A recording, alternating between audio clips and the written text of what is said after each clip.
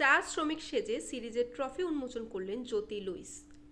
বাংলাদেশের নারী ক্রিকেট দলের অধিনায়ক নিগার সুলতানা জ্যোতি ও বাংলাদেশ ক্রিকেট বোর্ডের ভক্ত সমর্থকদের ব্যতিক্রমী স্বাদ উপভোগ করাতে বিসিবির প্রযোজনায় এবার ভিন্নধর্মী সাজে দেখা দিলেন জ্যোতি। আগামীকাল বৃহস্পতিবার বাংলাদেশ ও আয়ারল্যান্ডের মধ্যকার 3 ম্যাচের টি-20 সিরিজ শুরু হবে। তার আগে আজ সিরিজের ট্রফি উন্মোচন করা হয়েছে। চা বাগান বাংলাদেশের হাজার বছরের ঐতিহ্য।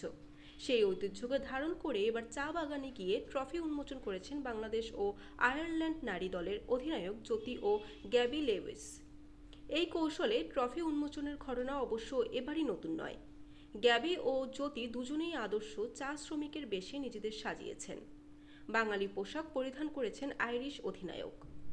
বাগানের মাঝখানে কোনো এক জায়গায় দুই অধিনায়ক উঁচু করে ধরে রেখেছেন ট্রফি।